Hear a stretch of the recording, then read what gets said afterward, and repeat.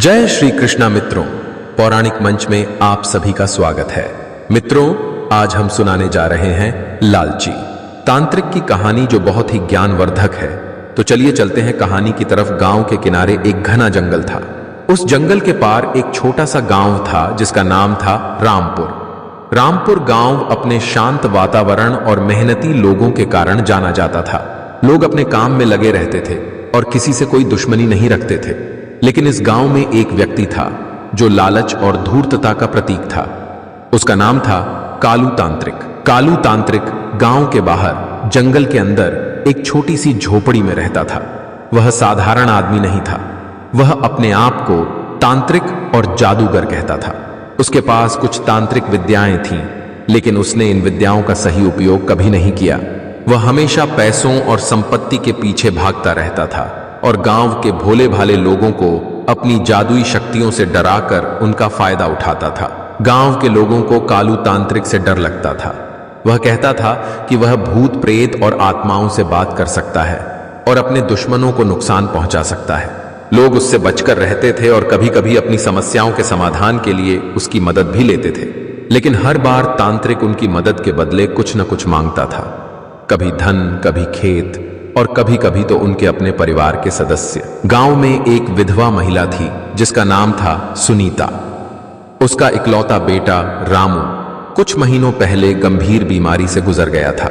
सुनीता का सारा संसार उजड़ चुका था और वह गहरे दुख में डूबी रहती थी। उसने कई चिकित्सकों और वैद्यों से रामू का इलाज कराया था, लेकिन कोई फायदा नहीं हुआ। आखिरकार रामू ने इस दुनिया को अलविदा कह दिया। सुनीता का दिल टूट गया था और वह हर रोज अपने बेटे की याद में आंसू बहाती रहती थी। एक दिन कालू तांत्रिक सुनीता के दुख के बारे में सुनकर उसके घर आया। वह जानता था कि सुनीता की कमजोर मानसिक स्थिति का फायदा उठाकर वह उसे अपनी जाल में फंसा सकता है। उसने सुनीता से कहा, तू अपने बेटे को वापस पाना चाहती है ना? मैं तुझे रामू से मिलवा सकता हूं। बस मुझे कुछ चढ़ावा देना होगा और फिर मैं अपनी तंत्र विद्या से उसे वापस बुला लूंगा। सुनीता को यह सुनकर आशा की एक किरण दिखी। उसने कभी भी जादू टोने पर विश्वास नहीं किया था, लेकिन अपने बेटे के लिए वह कुछ भी करने को तैयार थी। वह कालू तांत्रिक के सामने गिड़गिड़ाते हुए बोली, आप जो कहें मैं करने को तैयार हूं, बस मेरे बेटे को मुझे लौटा दीजिए। कालू तांत्रिक को अपने मंसूबे कामयाब होते दिखे। उसने सुनीता से कहा, तुझे अपने बेटे को वापस पाने के लिए मेरे कहे अनुसार करना होगा। सबसे पहले तू मुझे अपने खेतों का एक बड़ा हिस्सा देना होगा ताकि मैं वहां तंत्र विद्या कर सकूं, और फिर एक रात में मैं तेरे बेटे को वापस बुला दूंगा। सुनीता पहले तो असमंजस में थी, लेकिन अपने बेटे की याद में डूबी वह कालू तांत्रिक के लालच को समझ नहीं पाई। उसने सोचा कि अगर खेत जाने से उसका बेटा वापस आ सकता है तो यह सौदा सही है। उसने तुरंत ही अपने खेतों का एक बड़ा हिस्सा कालू तांत्रिक को देने का वादा कर दिया। अगले कुछ दिनों में तांत्रिक ने गांव में फैला दिया कि वह सुनीता के बेटे को वापस लाने वाला है। लोग यह सुनकर आश्चर्यचकित थे और डर के साथ तांत्रिक के काम को देख रहे थे।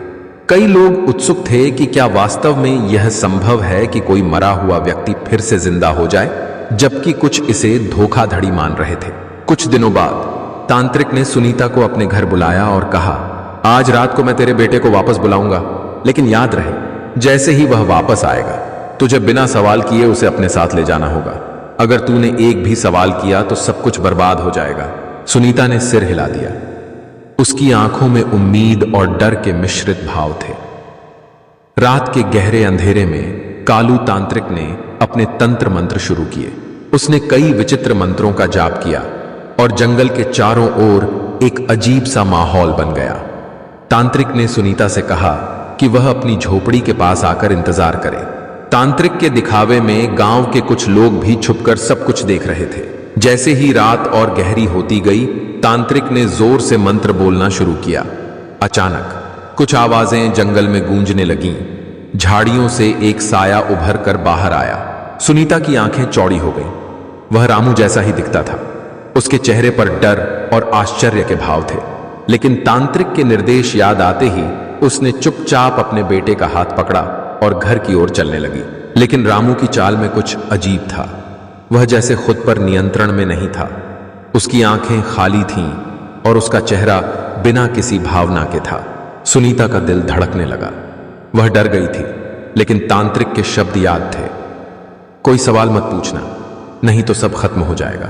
गांव के कुछ साहसी लोग जो छुपकर यह सब देख रहे थे, उन्हें यह सब बेहद संदिग्ध लगा।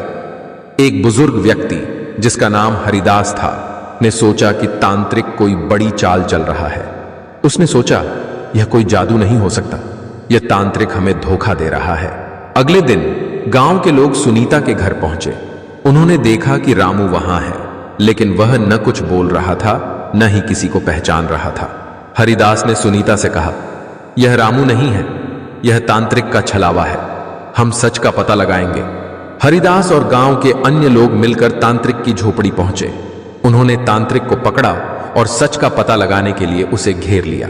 जब तांत्रिक पर दबाव बढ़ा तो उसने स्वीकार किया कि उसने जंगल के एक बेघर युवक को रामू की तरह तैयार कर सुनीता और गांव वालों को धोखा दिया था। गांव वालों का गुस्सा 7वें आसमान पर था। उन्होंने कालू तांत्रिक को गांव से भगा दिया और उसकी झोपड़ी को ध्वस्त कर दिया।